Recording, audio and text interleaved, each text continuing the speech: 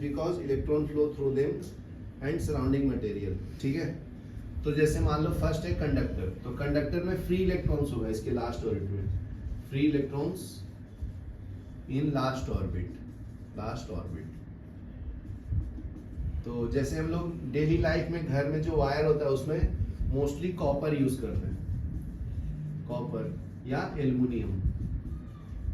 तो ये क्यों यूज करते हैं? क्योंकि इसके लास्ट ऑर्बिट में इलेक्ट्रॉन है। पता कर लेते हैं, एल्युमिनियम का एटॉमिक नंबर है 13, 2,8,3। इसके लास्ट ऑर्बिट में 3 इलेक्ट्रॉन है।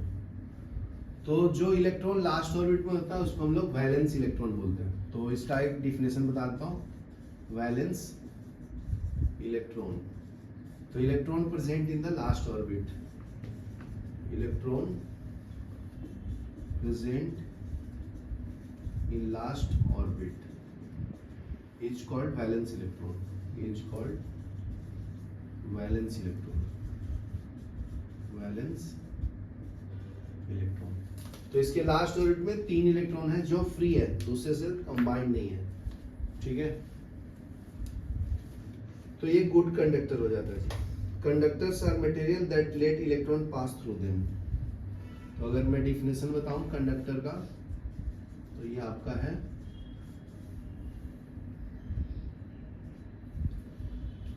are materials that let electrons pass through them, इसको हमको कंडक्टर बोलते हैं।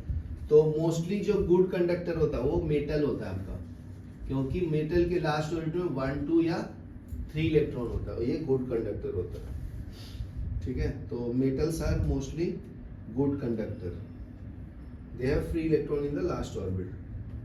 ठीक है, नॉन मेटल जो होता है लास्ट ऑर्बिट में 5, 6, 7 इलेक्ट्रॉन होता है, तो वो मूव कराना टफ होता है, ज्यादा एनर्जी लगेगा ना, इसलिए अगर एक 4 हो तो वो दोनों हो सकता है। जैसे कार्बन है, तो कार्बन में 4 इलेक्ट्रॉन है ना, 2,4।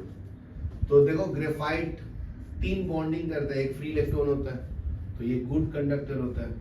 लेकिन वही डायमंड जो है चारों बॉन्डिंग करता है, एक भी फ्री इलेक्ट्रॉन नहीं है ना, नो फ्री इलेक्ट्रॉन, तो ये बैड कंडक्टर होता है ना। तो वो दोनों तरफ बिहेव कर सकता है, कैसे तुम उसका यूज करते हो उसके ऊपर डिपेंड करता है। ठीक है, तो वो मेटालॉइड्स की कैटेगरी में आता है। मेटालॉइड मतलब it can be act as a metal और नॉन मेटल बोथ। यहाँ तक क्लियर है? उसके बाद आता है इंसुलेटर। तो